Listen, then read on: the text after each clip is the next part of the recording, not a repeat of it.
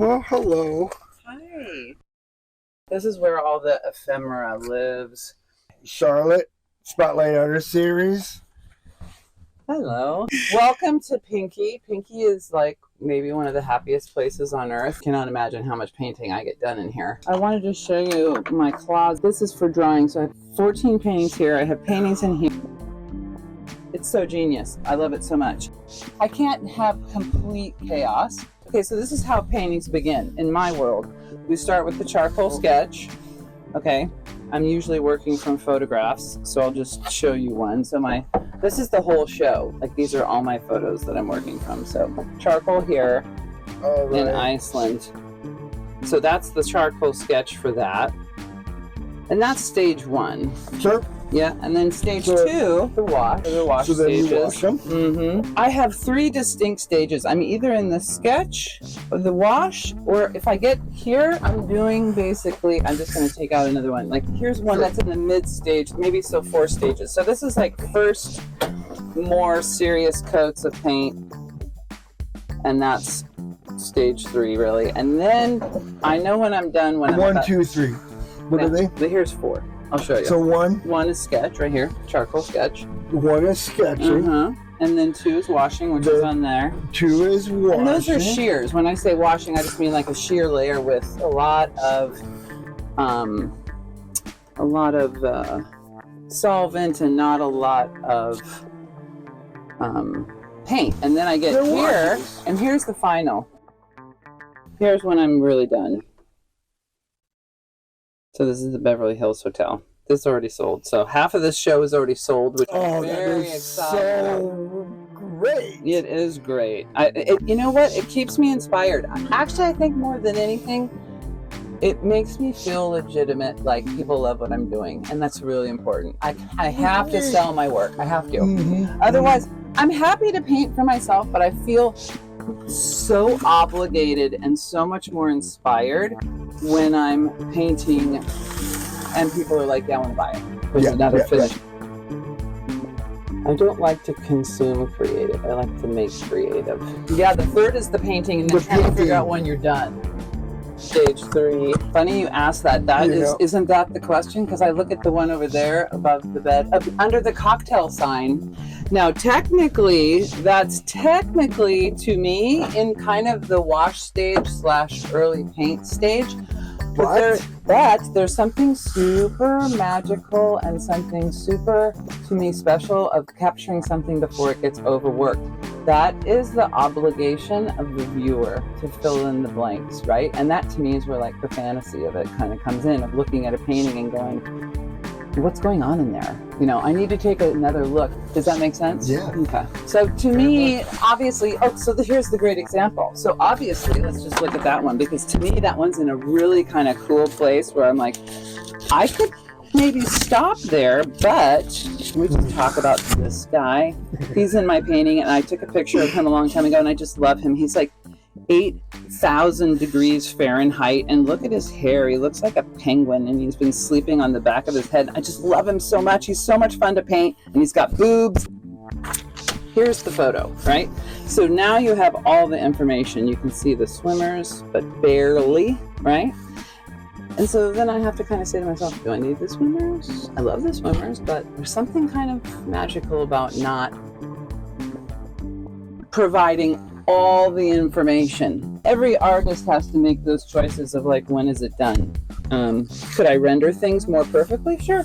Yeah. So technically they would call me a realist, right? Because you know what you're looking at. But I think I have a very whimsical style where I just can be loose and it doesn't have to be super specific. But now I'm committed. Like I show up, I do it. If I come in here and I don't feel like it, I know I'm going to get in here and I'm going to feel like it, which to me is like so fabulous.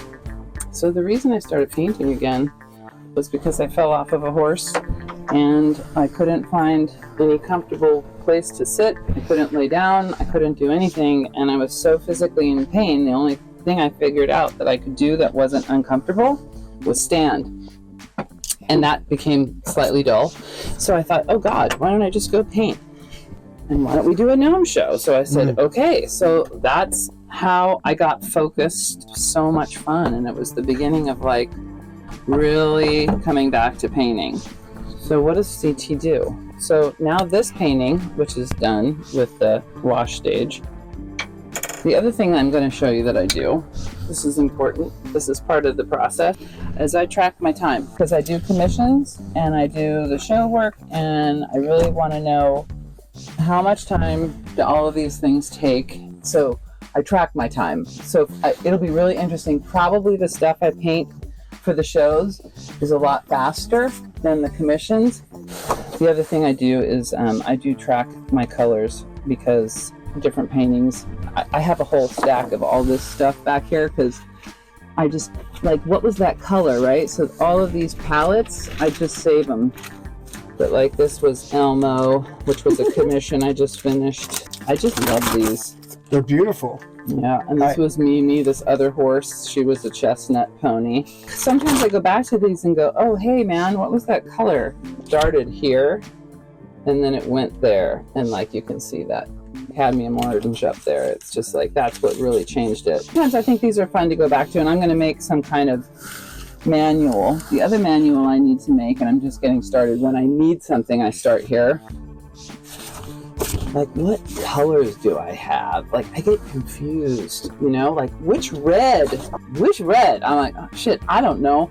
And then I realized when I looked at the painting, I was doing a repair job for a friend, which I'd never done. So I thought, shit, I don't know which red it is. So I just took every red or pink paint I had and put it down there. And I went up to the painting. I'm like, oh, they took it right out of the tube. It snaps fall red. Awesome. Who would have known? That could have taken a lot longer. I do the same thing with my neutrals. I just took the paints I have, and that's a good place to start. It's a good cheat sheet, and sometimes I just use colors I like that don't belong. For example, why is neon magenta in here? Because Charlotte likes neons. There's going to be probably neon and glitter and everything, and I have more neon paint I have bought every single tube of neon paint I can find in oils, and most people are like, they don't make neons in oils. I'm like, oh yes, they do. I have bought them all, and they will find their way into every painting, because to me there's something groovy about neons. That's just me. How do we view the value of what we do? Like, I think I would still paint, but it would be really different for me if I didn't sell what I painted. It's just a nice thing. You know what else is really nice, and I should probably mention this. I had a really big career before I started painting again, so I'm not really coming at this without like a life before painting, and that gives me a really big leg up. And what I mean by that is I worked my 7 days a week or 6 days a week and built a company for 20 years and kind of semi-retired, so I'm in a position where the other thing I think I'm doing by painting and selling paintings is I can choose to do that, because I don't have to work the way I did when I first started my career. I was lucky that I was super successful. If I had to make my living from painting, I don't even know what my attitude would be about it besides panic.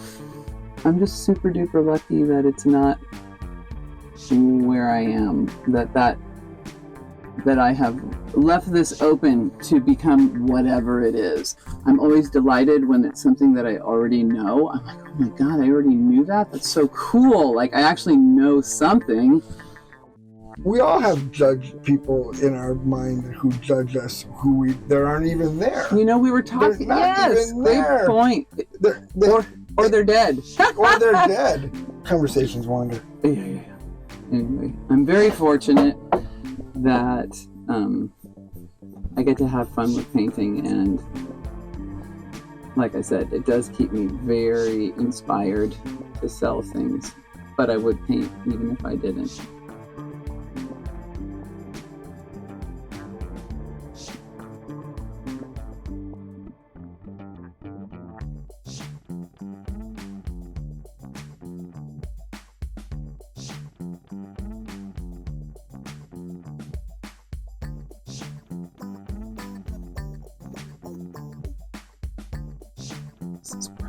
This is not an easy house. See, the other thing that's happening is I'm definitely losing my eyesight, and some people say that's a really good thing for painting.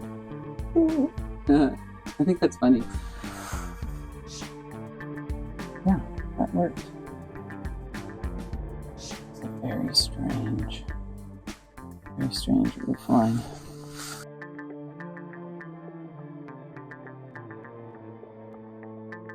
You know, my wash stage. I'm not a typical oil painter. I have a very watercolor style. I like to layer. A lot of people don't paint like that.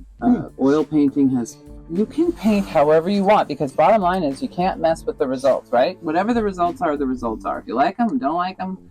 It's a good painting, it's a bad painting. How you got there, that's your own jam. For me, I'm a layerer. I like to lay in thin layers with lots of wet layers, and that is not a typical. It's the way I paint is definitely not the quickest way to the finish line, that's for sure. Sometimes I just take a color that doesn't belong and I just start painting, and I'm like, I'll work it out later. Like, I'm just not going to get worked up about it being right. It's just part of the way I work. And I like that about that, because for me, it's very freeing for me to just go, I'm just going to paint it in the wrong color and I'm just going to let it kind of develop. Very freeing. It's like if you're painting for yourself and you know the shit's good, or you're on a project and you just know it's good, it doesn't matter how you got there, right? Yeah. And that's one thing I also like about painting. I get nuggets, we all get nuggets from watching other people and from learning from people that are dynamite that we think are really good. And one of the things that I love about an oil painter, the most important thing I think I got from it, stick with it. Stick with it. Because it's so easy to abandon something and just go, not working. No, stick with it. And I'm like, you know what? Trust that you like this image. You started this.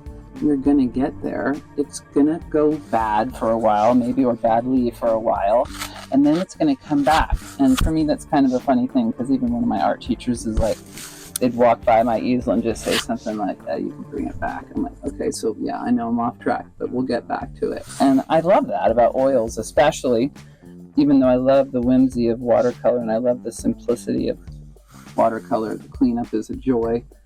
I look at it this way. Acrylics are like polyester. You can get anything you want color-wise. It's very flat, very specific, and it dries fast and it looks flat, and it always will.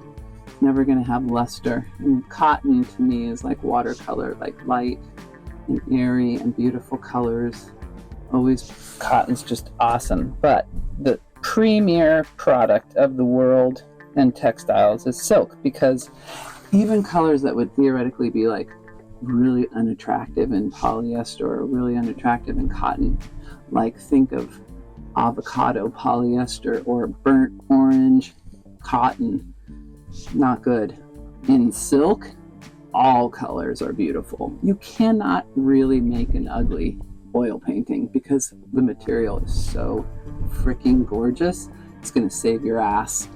It's just so good. And so that's how I kind of always looked at silk. It's like, oh, it's in silk. It's good. It just can't be ugly. Can't. Doesn't matter.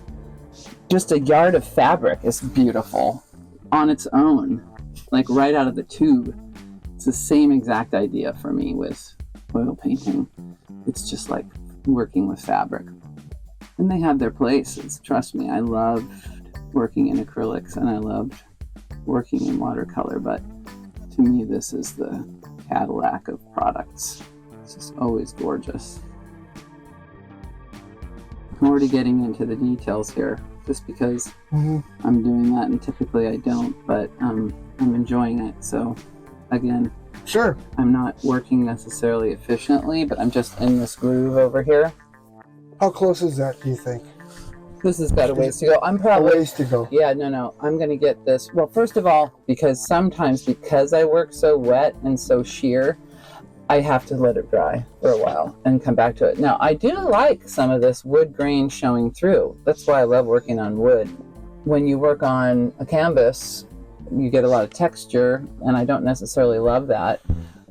and you can work on wood that is, I still primed this, but I primed it with something sheer so that it won't, so that I still have a barrier there. But I love that natural wood grain. I think it adds a lot to the painting. And so when you leave something undone, it still kind of looks groovy. That's just me. One of the other things to your question that probably will happen is I'll probably pick some areas, especially I'll take the reflections in the pool, even though it's already really gestural and fun in here.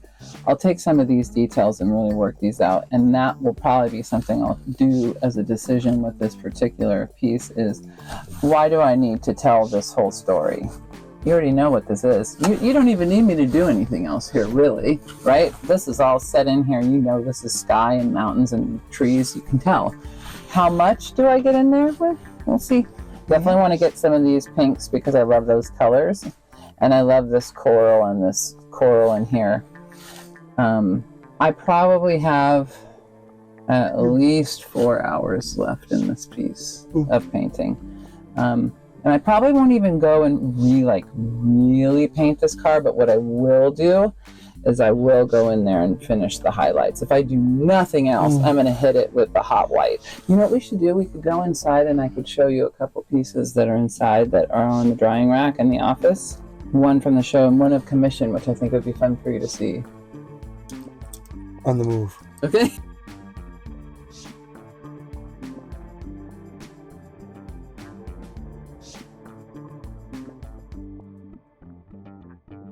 This is this commission I just finished. I'll be doing this one next. This is Leo. Hi, Leo. Hi, Leo. So here's another one. Is it done? No, it's not done. It's not done to you? Damn close. Colorful flowers. I got to get my neon in there somewhere. Purchased at the Guild. I love those. Fanny Thomas. Oh wait, there's more Fanny Thomas. Follow me, you're gonna frickin' pass out. I'm gonna have to. Is it this? I'm so used to looking at it every day that I forget that it's there. There it is. Fanny Thomas. She came here one day and painted. What was that? This is Ruby. This is this cat. Right here. This is her. That's the one. So this painting is Ruby in front of that TV on the green couch. Is that not fantastic? Hi, Tublets. Yeah, isn't that awesome? Is that just too much? She was probably like 6 when she did that. Fanny and Christy came over and painted here. Yeah, probably. Before we had that, we had to keep all the doors shut because of cats. Isn't it great here? You can see the glitter, right? My painting is not something that people are going to go and try to figure out, like, what is this about? It's like, right now, I'm just enjoying painting things that I think simply make people feel good. They like it. It makes them feel happy, or I don't know what. Do you think it's a little bit analogous to making a really killer sweater that people just love? Definitely. Off the freaking rack. Nothing could make me feel better. I think about those days, yes, people coming into the booth and just like going gaga. And I remember every step. I actually approach painting very similarly. Like, I use a line sheet. I already have the whole line sheet of the whole show planned out. I'm developing it like a season. This show has a look, it has a feeling, it is a story. Clover are in on this completely. DJ, costumes, food, drink, selfie backdrops. That's what the big painting is. It'll be so much fucking fun. I'm really excited too, because one of the things that I think will be really, it's not unheard of, but it is, I think the show that we're going to do at the Culver is going to be really different because of my background, because I'm doing some apparel pieces that are connected. I'm doing like it, and the costume party connected, kind of like the wedding. People show up in costume. I love the idea of doing the merchandise for the show. I think that'll make it it'll make it very me, Stay in Palm Springs. And I love the foot. You'll see feet in a lot of my paintings, and they just happen to be in places you'll see more feet. Cool. Same location. Palm Springs, same sunny day with super good friends, and this was just a random shot I caught of them like that. Photo bombers. Don't know any of these people. Same pool, same day. Look at his finger, and I just love it so much. And then, of course, there's another random foot sticking in the photo that belongs to not a single human that you can actually see. It's just the foot.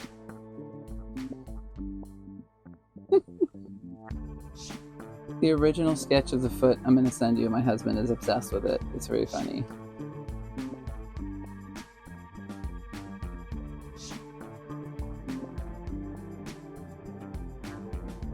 Beverly Hills Hotel. I mean, what could feel more fantastic?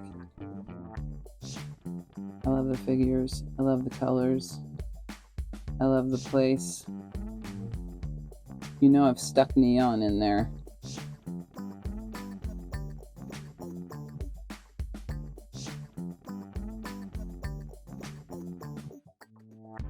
This is the Pink Motel.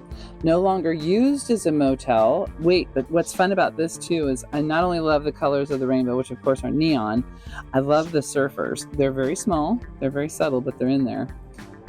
This photo was released by the photographer. I found the photo online and I was obsessed with it, and I wrote him a note and he said, sure, use it.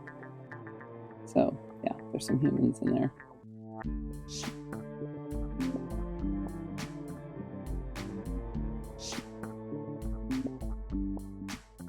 And that is my friend's mother.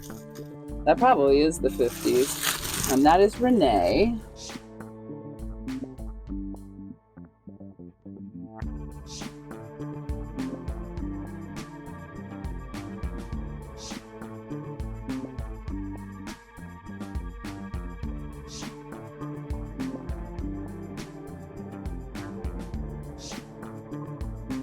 I'll be at the Culver Hotel in Culver City, California, May 7th, 2024. Charlotte Tarantola, Liquid Landscapes.